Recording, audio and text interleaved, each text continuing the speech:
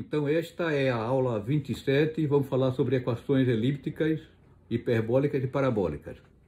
O assunto, a questão é o seguinte: às vezes você tem uma equação que é muito complicada, mas você faz uma mudança de variável, de coordenadas e ela fica simples. Por exemplo, você tem a equação de Legendre, polinômio de Legendre. Então ali a gente era em cosseno de θ, a gente fez a transformação cosseno de θ para x. Então o x do polinômio de Legendre é o cosseno de θ. Então é uma mudança de variável que deixa a equação mais bonitinha, mais bem equilibrada. Ou às vezes a gente pode fazer uma mudança nas variáveis independentes, por exemplo, você tem o u de x e y. Então você faz uma mudança do x e y, você muda para um ρ, sigma, por exemplo, né? E é legal que a mudança não precisa ser nem linear. Você pode botar, por exemplo, que o seu xi vai ser o seu ρ vai ser o x vezes y. E o sigma vai ser x sobre y, entendeu?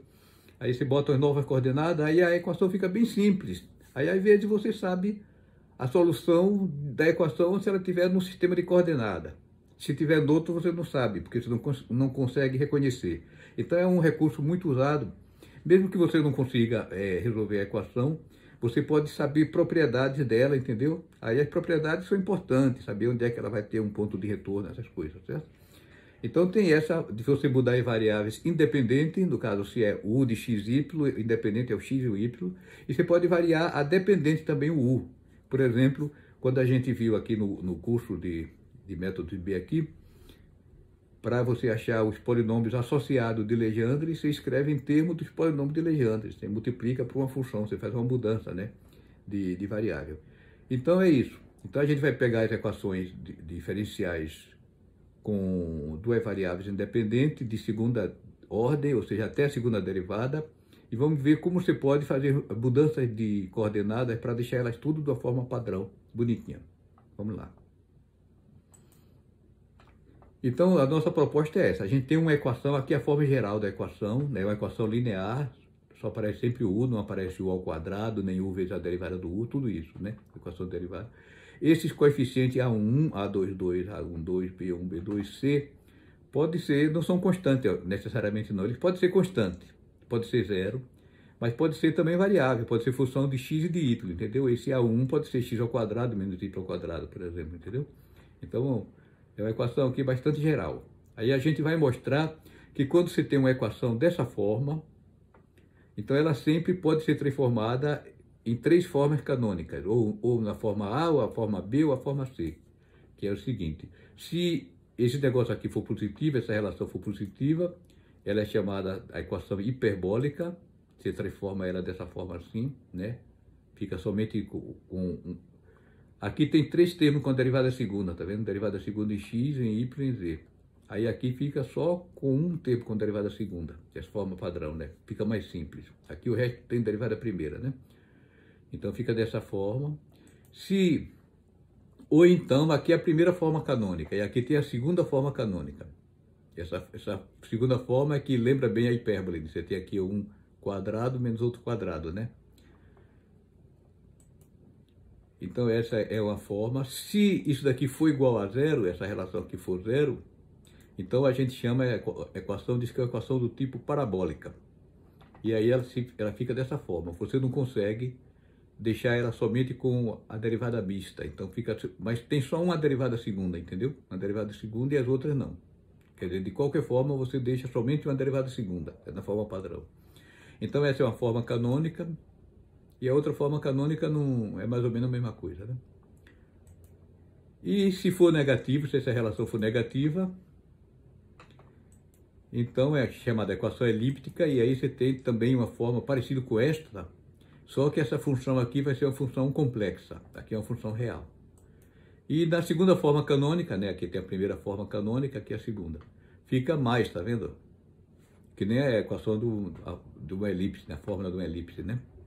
Que é um quadrado mais outro quadrado, x ao quadrado mais y ao quadrado, né? Aqui é o hipérbole, é x ao quadrado menos y ao quadrado, e a parábola só tem um quadrado, seria o y igual a x ao quadrado, por exemplo, né? Y igual a x ao quadrado, dessa forma. Então, como aqui cobre os três casos, né? Quer dizer, qualquer equação que seja dessa forma, levando em conta, a gente em física trabalha com equações bem comportadas, né? Então são equações onde o u é derivável em todo o domínio, né? Derivado 2 vezes em x e y, a derivada de u com relação a x e a y é igual à derivada de u com relação a y e a x, né? A ordem do inverte. Então tem essas restrições todas. Então estamos trabalhando com funções normais, funções bem comportadas. Então, antes de falar sobre as equações hiperbólicas, elípticas e parabólicas, vou falar um pouquinho sobre hipérbole, elipse e parábola. Esses 3 funções aqui são chamadas de cônicas, né? Porque existem várias coisas que são hipérbole, elipse e parábola. Então eu fiz um apanhadinho aqui para vocês terem uma ideia. Então, primeiro, quando você fala em elipse, o que se pensa primeiro é a curva, a elipse, a cônica. Chama de cônica porque se você tem um cone assim, que nem esse, se você cortar o cone assim transversalmente, né, perpendicular ao eixo, você tem um círculo. Se cortar assim inclinado com relação ao eixo, tem uma elipse. Então, todas as elipses podem ser representadas como um corte, né? Você pegando um plano assim e cortando esse cone. A hipérbole é quando você corta, mas você corta paralela ao eixo, tá vendo aqui? Paralela ao eixo, então forma as hipérboles. E quando você corta paralela à inclinação do cone, tá vendo? Esse plano aqui é paralelo a essa inclinação, então você tem as parábolas. Então são as chamadas cônicas, né? Porque tem a ver com cone.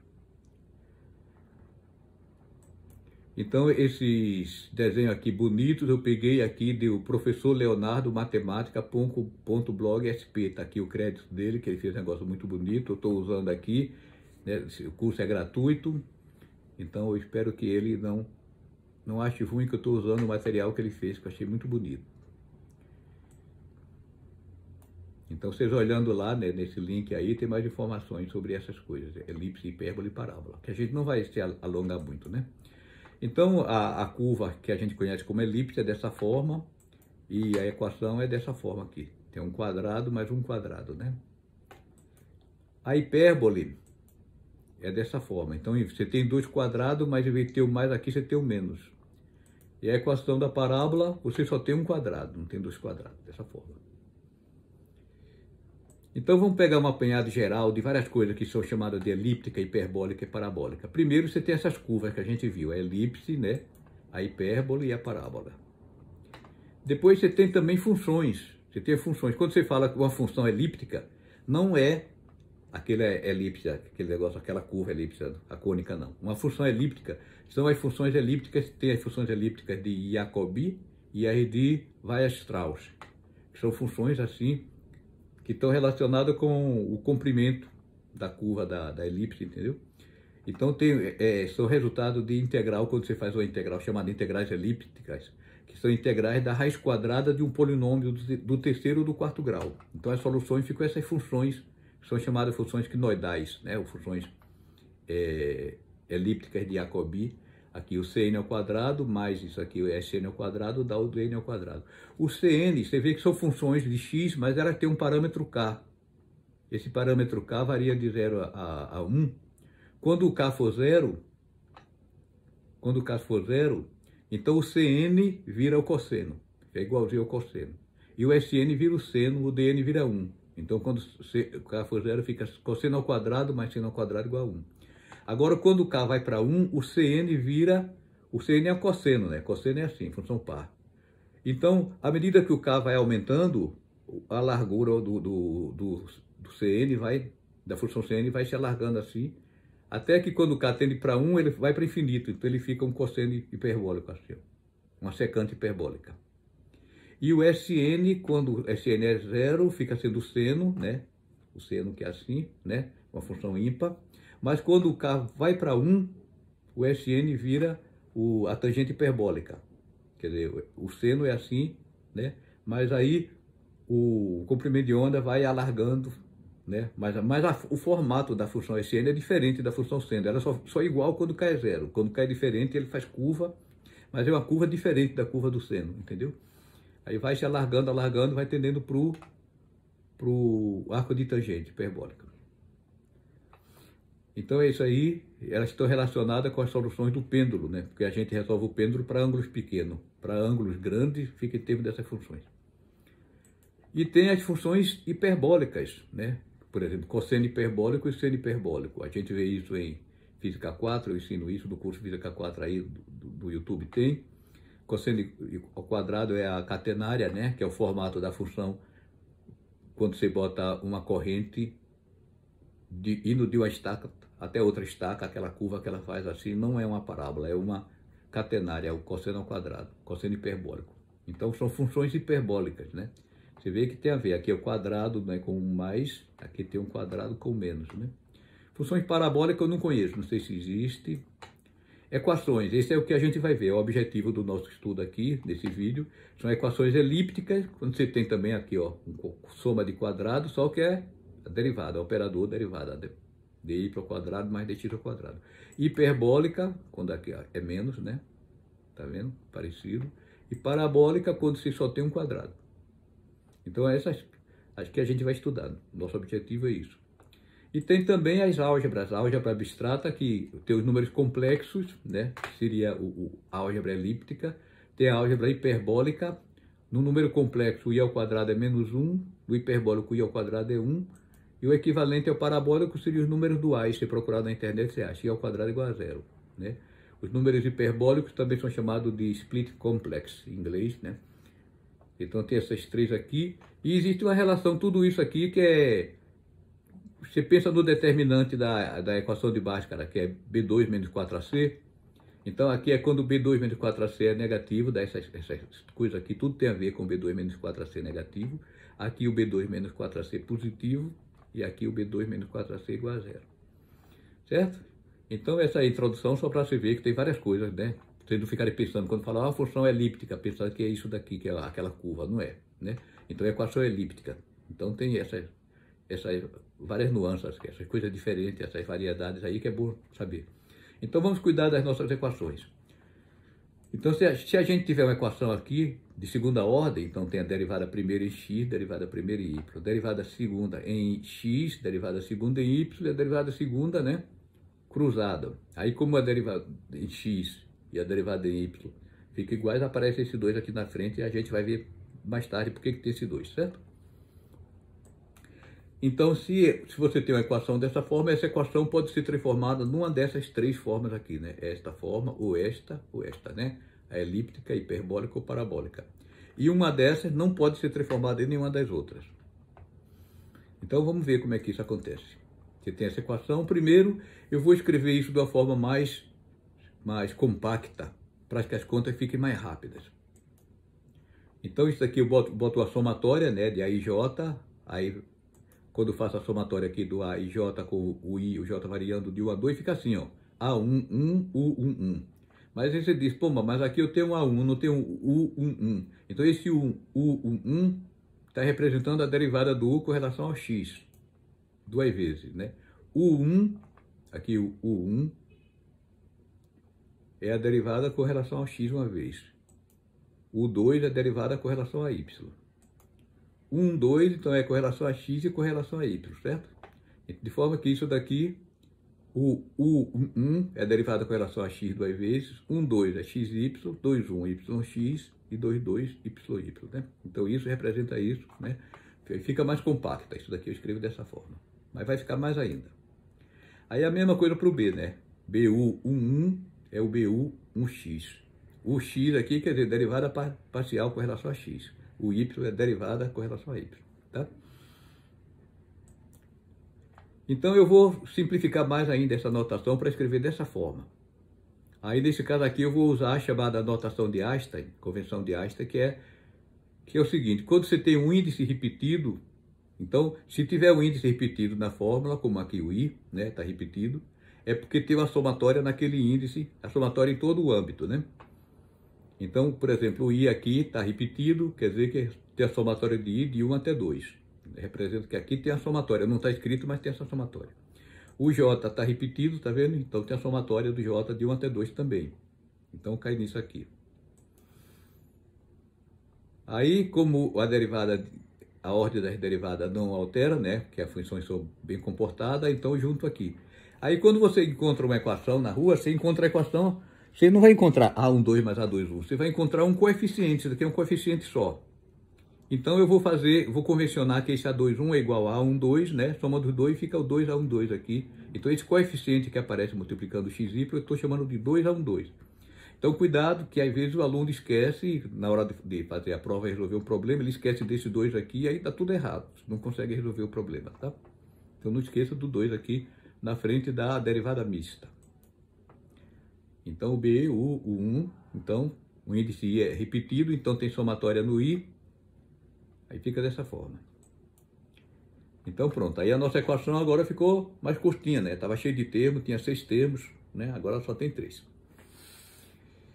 Então a gente vai fazer agora a mudança de variável, xy, vou mudar para o xi e um eta, né? O xi vai ser função de x e y, pode ser só de x ou só de y. O eta também função de x ou y, só não pode ser constante, né? Tem que ser função, porque eu estou mudando, é como se eu estivesse mudando as minhas coordenadas. Se estava x e y aqui, eu vou mudar agora para as novas coordenadas. Então tem que ser variável, né?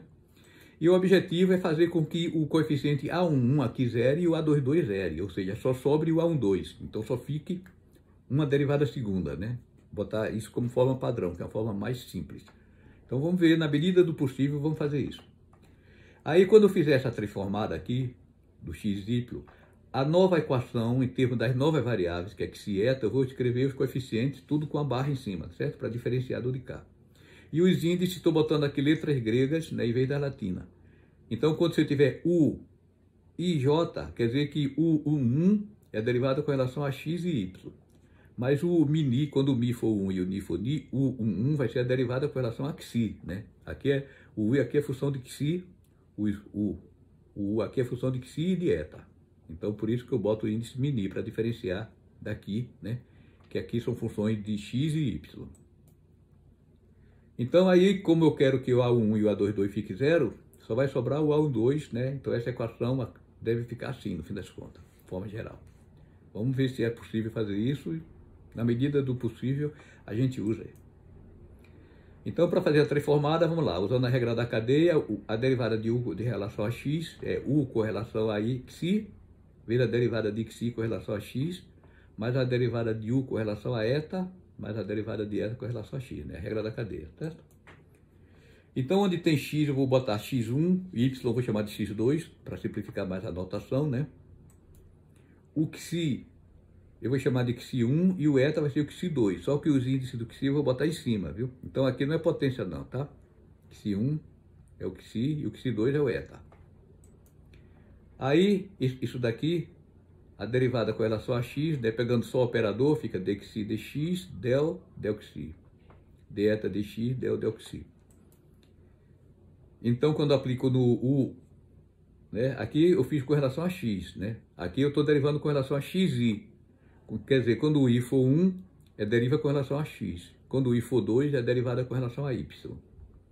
Então, aplicando no u, né, fica ui, quer dizer, a derivada do u com relação a xi, fica dessa forma. Aí eu vou usar essa notação. O xi é o xi, certo? Com o índice i embaixo, quer dizer, a derivada com relação a x. Então, dxi dx, que está aqui, eu vou chamar de xi 1. Aí o xi derivado com relação a y, o y é o 2, vai ser o xi 2. O xi 2 em cima é o eta, né? O 1 embaixo é o x, o 2 embaixo é a derivada com relação a y.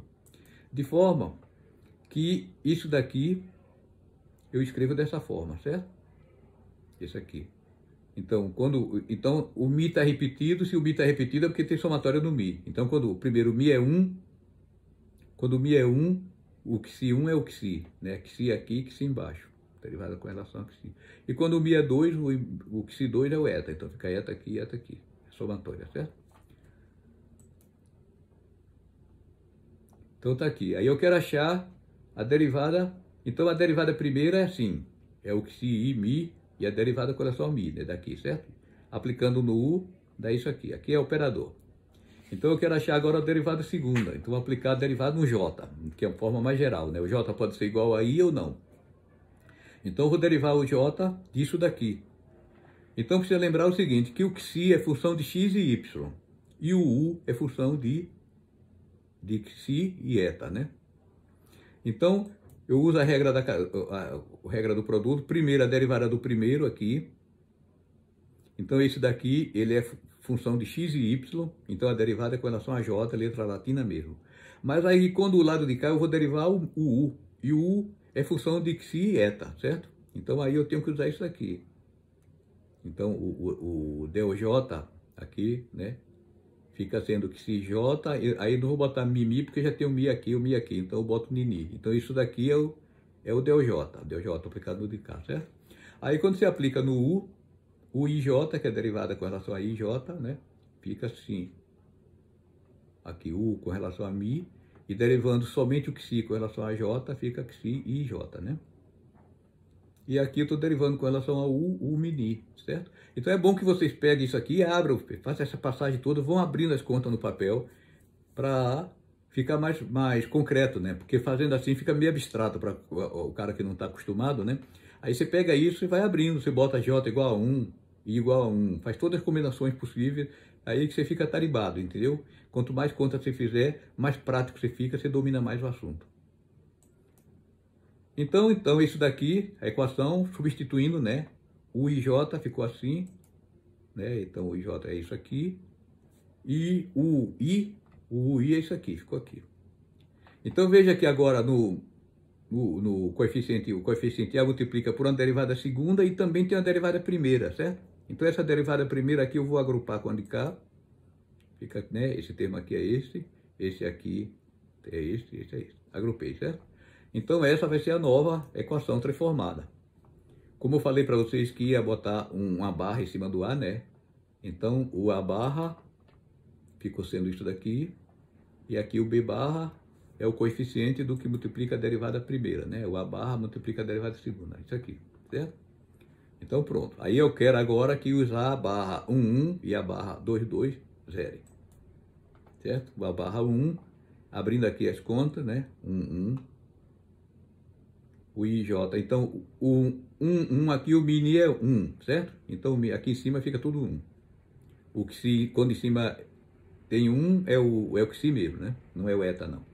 Então aqui A11, os índices de cá são iguais aos de cá. Então 1, 2, 2, 2. Então aqui tem duas vezes, porque 1, 2 é igual ao 2, 1, não esqueça, né? E se multiplicar XI1 vezes XI2 é igual a XI2 vezes XI1. Aí abrindo, né? XI1, isso daqui é o XI de x. Aqui é o XI de x, XI de y, aqui é o XI de y ao quadrado. Então fica isso aqui. Aí isso aqui simplifica, se o XI y não for zero, você divide tudo por XI y ao quadrado, fica isso aqui, fica isso, né?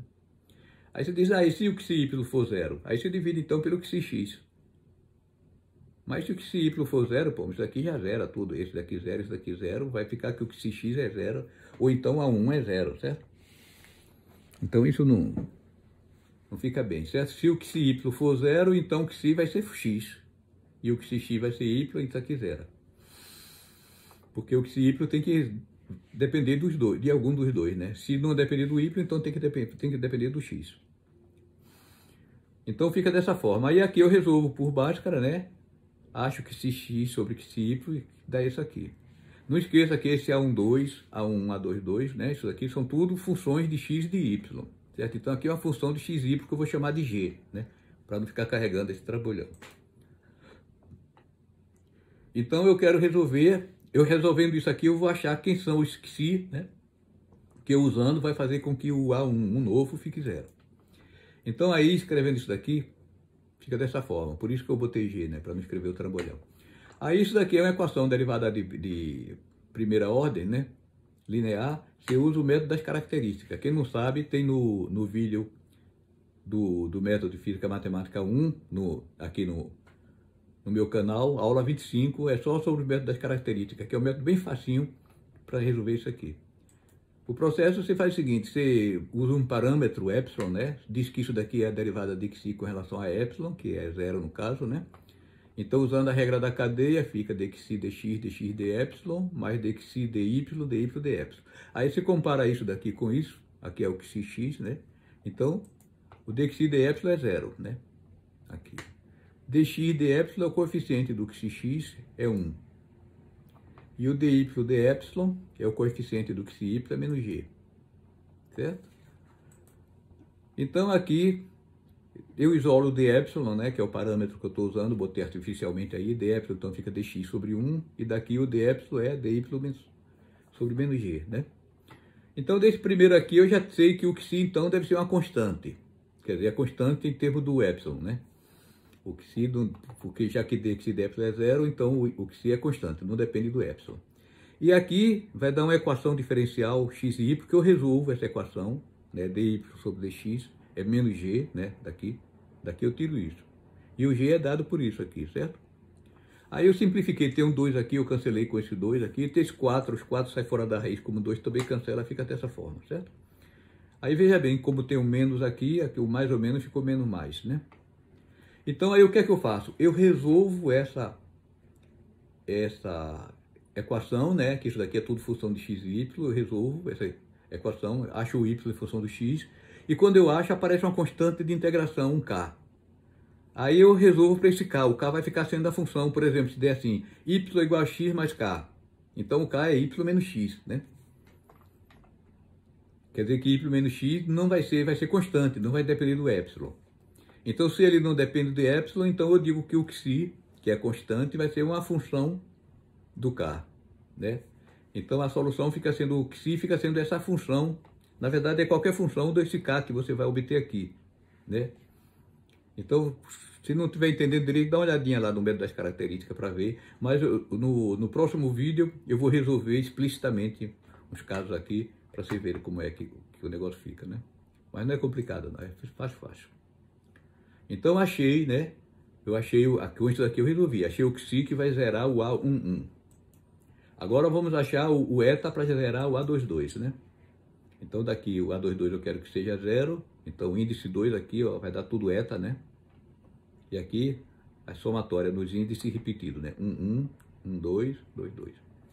Aí a mesma coisa, né? Xi1, Xi21 é o eta x, Xi22 é o eta y. Aí eu divido tudo por eta y ao quadrado, né? Fica, tá vendo, ó, análogo ao de cá. Então a solução do epsilon também vai dar uma solução que nem essa, né? Só que aí, veja bem, se você, aqui como tem mais ou menos, na forma geral você tem duas soluções. Então uma fórmula, o mais, o menos, por exemplo, você usa para achar o xi, e o mais você usa para achar o eta. Né? Com o mesmo processo aqui. Então aqui tem o menos, você usa para achar o xi. E aqui usando o mais, você usa para achar o eta. Entendeu? Aí você achou, zerou o A1, zerou o A22, né? Aí chega na forma canônica que você está querendo. Então, aqui, com o sinal, você usa o sinal menos para achar o xi, né? Integra isso daqui e acha uma constante arbitrária, a constante chama de K1. E aqui, com o sinal mais, se faz, acha outra constante K2, o eta vai ser esse K2. Certo? Então aí resolveu, achou os dois. Achou os dois, vírgula, né? Eu estou supondo que você tem duas soluções distintas, né? Então, isso daí é verdade se isso daqui for maior que zero, né? O determinante for maior que zero. Se o maior que zero, eu tenho duas soluções reais.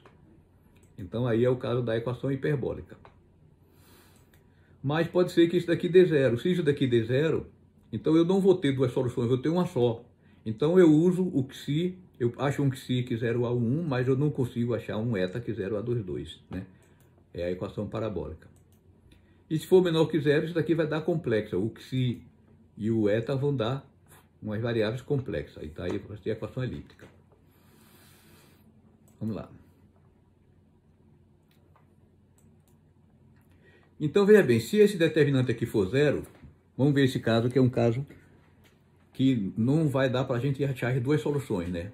Porque vai ter uma solução só. Os dois vão ficar iguais. Isso daqui é zero, isso aqui é zero. Então, isso daqui vai dar a chamada equação parabólica. Aí você usa lá, substituído no A1, isso aqui é zero. Mas acontece que o A12 aqui dessa relação, o A12 é a raiz quadrada de A1 a 22, certo? Então, se substituído aqui, isso aqui fica um quadrado perfeito, né? Isso daqui é isso ao quadrado, né? Quadrado primeiro mais duas vezes o primeiro vezes o segundo, mais o quadrado do segundo. Então, quer dizer que essa relação aqui é zero. Mas, quando você vai calcular o A12, usando essa mesma fórmula aqui, aí você abre a somatória, né? Fica dessa forma. A12. Aí você veja lá, 1 é índice 1, né? Então fica xi de x, eta de x. Então abrindo tudo daí isso aqui.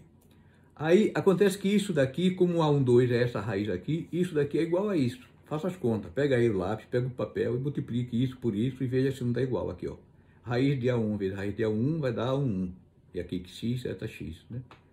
E aqui esse vezes esse vai dar x, eta y, né? Esse vezes esse. Raiz de A1, raiz de A2, 2 é o A12. É a mesma coisa para o de cá. Então isso é isso. Acontece que isso daqui é zero, certo? Isso daqui aparece aqui. Então, como isso é zero, A12 é zero. Então, no caso da equação parabólica, quando isso daqui é zero, se você zerar o A1 barra, automaticamente você zera o A12 barra, certo? Então, aí é bom, você já zerou 2 com derivada segunda, então deixa o A22, né? Se não, a equação, se não tivesse o A22, no caso aí vai ficar o eta, né? Aí a equação não seria de segunda ordem. A gente está vendo equações de segunda ordem. Tem que ter uma derivada segunda. Então, na parabólica tem uma derivada segunda só, porque as outras duas é zero, né? Certo? Então, essa é a equação parabólica. Aqui é uma forma canônica dela. Canônica é a forma padrão, né? E um exemplo dela é a equação de calor. A equação de calor você tem uma derivada segunda e outra derivada primeira. Certo? Aí vamos ver o caso agora quando o delta for maior que zero, a equação é menor que zero, a equação é elíptica, certo? Então vai dar, você consegue zerar o xi, né, o coeficiente, e o do eta, mas aí vai dar uma função, só que essa função é uma função complexa. Porque como isso daqui é menor que zero, a raiz vai dar um número complexo, certo? Então você vê que um vai dar o conjugado do outro. Então aqui é uma forma canônica, e a outra forma canônica, você pega o xi, você escreve como sendo um alfa mais i beta, né? Já que ele é complexo, e o eta vai ser o complexo conjugado. Então aí você faz a transformação inversa, né? Aqui o alfa somando xi mais eta, o i beta cancela, dá 2 alfa. Então acha o alfa, e aqui você acha o beta também, vai ser isso, né? E aí então vamos fazer a transformada aqui, o xi eta, botei ni, né? Era para ser eta aqui. Como é que vai ficar? Então o d de xi é d alfa de xi mais d beta de xi, né? A regra da cadeia. Aí d alfa de xi é meio, né? Aqui fica meio. E o d beta de xi é menos 1 sobre 2i. Não, aqui é o xi. Derivando com relação beta de xi é 1 sobre 2i, positivo, 1, né? Mais 1 sobre i é menos i, por isso ficou menos i em cima. O i embaixo é menos i em cima, certo? Ficou aqui. E agora, a derivada com relação a eta, também regra da cadeia, del alfa, del eta, dá mais meio, né? E del beta, del eta, dá menos 1 sobre 2i. É menos, como o i está embaixo, passa para cima, fica mais, né? Então fica disso. Aí então, quando eu uso agora o dxi de eta aqui é para ser eta, então fica, né, o produto desses dois operadores, este, que é o dxi, vezes esse, que é o d eta. Aí então é da diferença dos quadrados, né? Então fica dessa forma. Ficaria o quadrado do primeiro menos o quadrado do segundo. Mas aí como o quadrado do segundo tem i ao quadrado é menos 1, né? Menos com menos dá mais. Então, no fim das contas, a segunda forma canônica da equação elíptica é dessa forma aqui, ó, né? Que é o que faz parecer uma elipse aqui, ó. Derivada segunda, um quadrado mais outro quadrado, né? O quadrado, no fim das contas, é a derivada, o operador del que está ao quadrado, o operador. Certo? Então isso é a equação elíptica, a forma, outra forma, a segunda forma. E a primeira forma é melhor para quando você quer achar a solução da equação. E a segunda forma é melhor para você ver as propriedades. Então o exemplo é a equação harmônica que a gente viu em métodos 1, né? Que a gente resolve a parte real ou a parte imaginária de qualquer função analítica é a solução dessa equação. Então, vamos ver o terceiro caso agora, quando o delta é maior que zero. Então, no caso, você tem as duas soluções, né? A equação hiperbólica fica dessa forma, com o f sendo uma função real. Aí a gente faz a mudança também para chegar na segunda forma canônica, que faz essa transformação aqui. Agora não precisa botar o i, porque eles são reais, né? Isso daqui é positivo. Aí acha a transformada inversa, usa a regra da cadeia, né? E aí, o uxieta fica dessa forma, o produto dos dois aqui, né? Então fica aqui, né? Então aí passando o 4 para o lado de lá vai dar uma função, né? Então a equação hiperbólica, ela tem aqui o menos, né? A forma padrão dela, aqui a equação hiperbólica. Você vê que os coeficientes ficam tudo 1 ou 0, né? Na forma canônica. Então simplifica, né? Então aí você tendo uma equação, você transforma tudo na forma canônica, porque se alguém descobrir a solução da forma canônica, já achou a solução de todas as equações que se transformam naquela forma canônica. Porque como existem infinitas transformadas que você pode usar, existem infinitas equações que se transformam nessa forma daqui, entendeu? Aí você achando, se você resolveu uma, resolveu todas. Ou se você achou a propriedade de uma, achou a propriedade de todas. Então vou mostrar agora que esse sinal, esse delta daqui, ele é invariante. Independente, você pode fazer essa mudança de variáveis aí que o sinal não muda, esse sinal não muda. Então se ela é parabólica, ela continua parabólica, né? Se é elíptica, continua elíptica. Então esses A daqui são os coeficientes daqui, né? Então vamos ver. O A barra, né, depois de feita a transformação, é dado por isso. Mas aí a gente usa a notação de produto de matriz. Se tem um produto de matriz C, a matriz C igual a AB, então os componentes da matriz C são dados por isso aqui, ó. O índice repetido indica a somatória.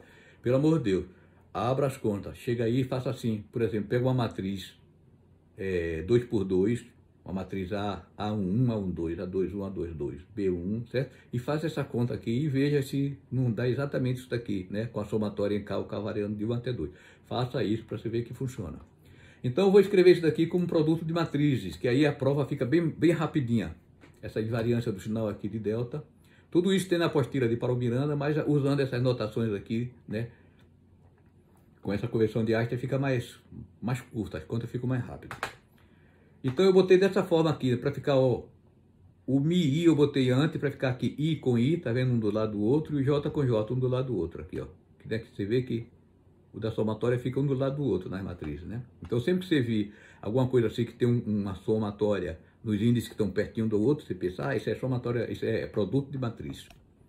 Então eu vou escrever aqui, esse A mini é essa matriz, A1, né? Não esqueça que o A21 é igual a 1,2, né? A1, A12, A21, A22. Esse daqui, então o índice, o primeiro índice é o que repete é o segundo índice. Então o que está repetindo é o de cá, né? O I, certo? Então o primeiro índice é o de cá. Então é 1, 1, 1, 2, 2, 1, 2, 2. E no de cá é o contrário, o índice que repete é o primeiro, certo? Então fica 1, 1. Então vem do de baixo que vem primeiro. Então é 1, 1, 1, 2, 2, 1, 2, 2, certo? Então essa matriz daqui é a transposta dessa aqui, tá vendo? Aí eu vejo o determinante, certo? Sim, o xi1 é o xx, né? Botando explicitamente, tá vendo? Então isso aqui fica o transposto, o eta x aqui vem para cá. Aí pegando determinantes, propriedade do determinante é que o determinante do produto é o produto dos determinantes. Então o determinante desse aqui é isto, que é igual, o determinante desse é isto, né?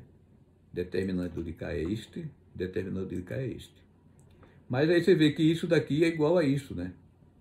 Então isso daqui vezes isso, o determinante é um número. Então eu posso mudar a ordem agora, não é matriz, certo? Então aqui também eu mudei a ordem, porque aqui são os componentes, né?